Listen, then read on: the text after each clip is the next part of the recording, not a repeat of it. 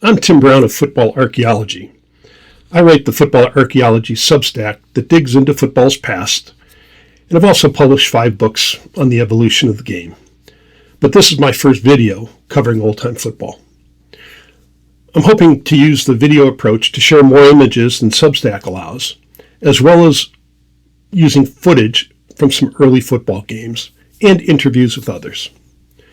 As you will see, my video editing experience is limited, so the visual appeal of this series should improve over time as I figure out what I'm doing, but we'll see. With that said, let's get into episode 1. I decided to start this channel by introducing the Football Archaeology Hall of Fame. We already have the college and pro football halls of fame, but those halls recognize the rich and famous who shaped the game or played it well. Both skip over some folks whose impact on the game was more lasting than whoever happened to be the top linebacker of the 1960s, 70s, or 80s. Not to take anything away from those great players, but there are some people missing from both halls who had more lasting impacts on the game. So the Football Archaeology Hall of Fame recognizes forgotten individuals whose innovations shaped the game as we know it today, and there isn't a better example of that than Frank Birch. Birch is arguably the most influential game official in football history, since he invented the system of signals that officials use to tell us what's happening during a game. Imagine watching a game today in which the officials did not use signals to indicate the events on the field.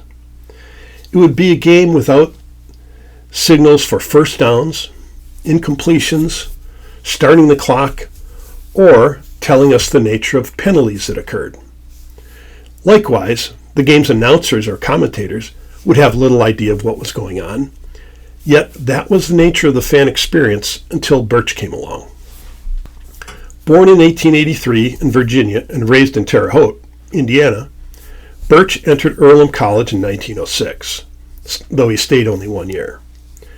Despite not playing football until arriving on campus, his speed earned him a starting spot at halfback in football and on the basketball and track teams.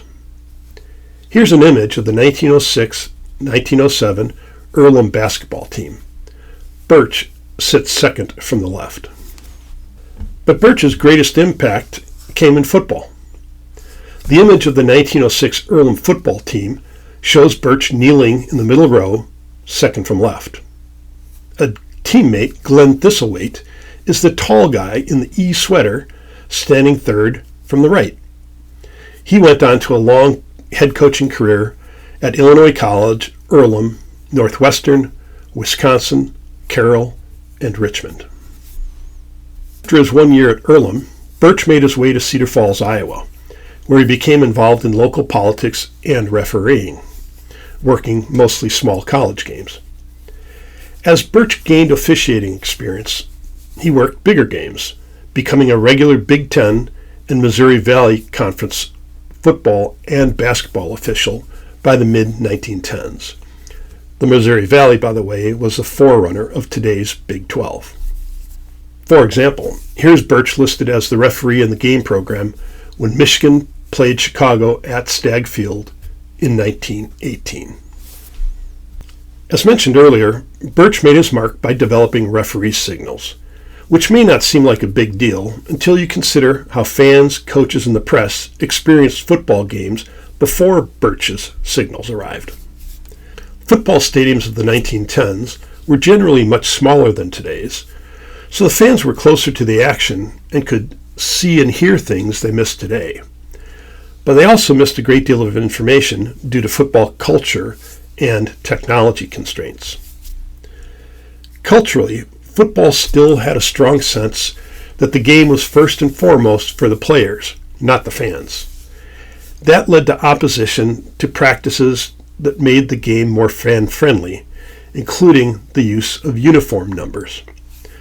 Although fans and the press liked to see players wearing numbers because they helped identify the players themselves, many coaches did not like numbering their players because they thought it helped opposing scouts and opposing players figure out who was who.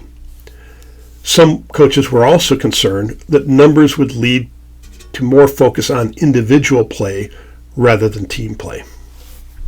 At the time, the ball was often run up the gut and into big piles, so fans and the press often didn't know who carried the ball, who made the tackle, or who recovered a fumble. At times, when fumbles occurred near the goal line, the crowd and scoreboard operators didn't know whether a fumble resulted in a touchback, a safety, or a touchdown. Even at stadiums like the Yale Bowl, fans sometimes left the stadium without knowing the correct final score, since the scoreboard operators didn't know the correct score either. From a technology standpoint, most stadiums had very basic scoreboards, and none had a loudspeaker system until Chicago's Comiskey Park installed one for baseball in 1914.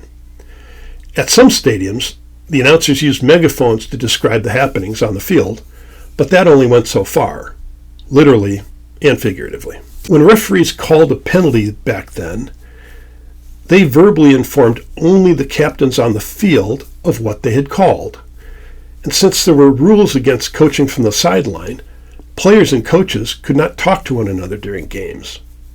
So, coaches, fans, and the press often watched penalty yards being marched off without knowing the reason why. Of course, Frank Birch recognized that problem, and around 1913, he created a system of hand and body movements to signal information to the press box.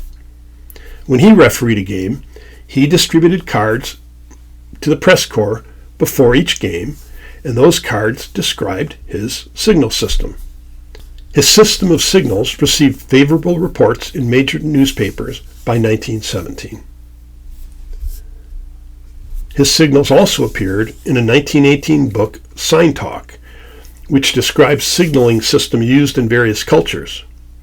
Here's a short list of his signals that appeared in the 1918 book. Of course, Birch created signals for penalties that no longer exist, and others were modified over time. Still, some of the 38 signals the NCAA uses today were created by Birch 112 years ago.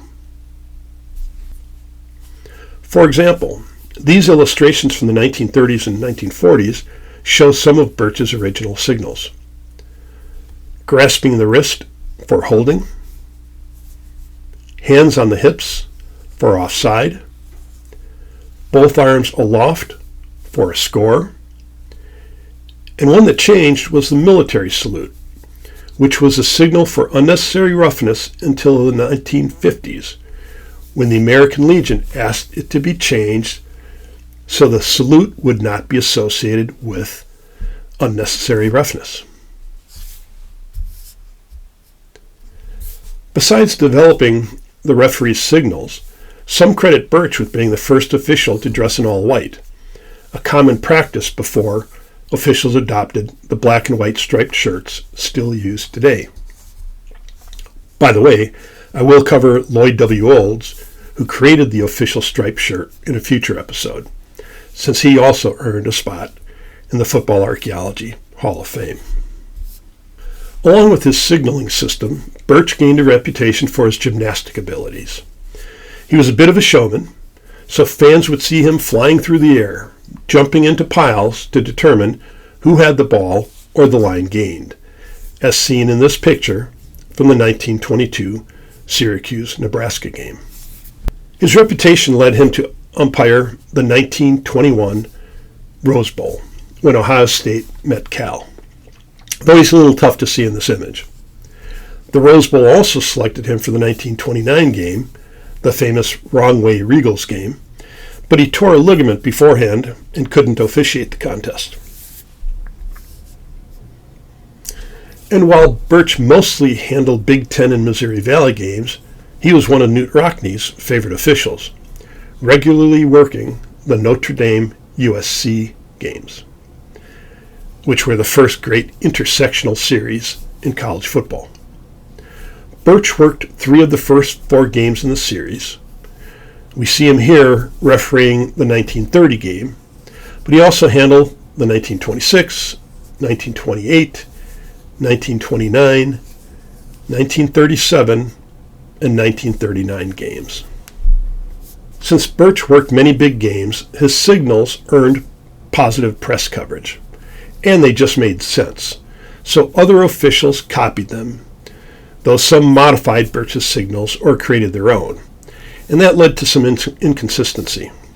Imagine watching an SEC game today and seeing one set of officials' signals, and then seeing another set when watching a Big Ten game. The 1920s saw an increased demand for officials to use signals and to use a consistent set. One factor in the demand was the growth of commercial radio and the broadcasting of football games. In the old days, fans learned about games by reading the newspaper. Of course, the newspaper reporters could talk to the players or officials after the game to learn why a key penalty had been called, and they still had time to include that reason in the stories they wrote. But radio was a different animal. It required instant gratification. The radio announcer could not wait until after the game to determine why a penalty had been called, since they were telling the story in real time. To tell the listening public what was going on, they needed the officials to communicate the events on the field and to use the same signals from game to game. Another driving factor in the use of consistent signals in the 1920s was the organizing of regional officiating groups to train and evaluate officials. These new officiating groups took responsibility for assigning officials to games rather than following the old practice of the competing teams negotiating which officials would handle their games. By 1929, several officiating groups agreed to use a standard set of officiating signals. Newspapers and magazines had stories running before and during the season about these signals. Here's an example of Georgia Tech coach Bill Alexander demonstrating the official signals for one magazine. At the time, officials signal safety by raising one hand in the air with the pointer and middle fingers extended. To force consistent use of a standard system, the NCAA added standard signals to the 1937 rule book, and they have included similar lists ever since. Frank Birch, who worked in sales, business management, and local politics when not on the gridiron or basketball court, handled Big Ten basketball games through the 1944 season and helped supervise Big Ten football officials that fall. He officiated his last football game, the 1944 Ohio State-Iowa game, when one of the assigned officials became ill and Birch took his place. Soon after, Birch became ill himself, remaining in poor health for 2 years before passing away at age 64 in 1946.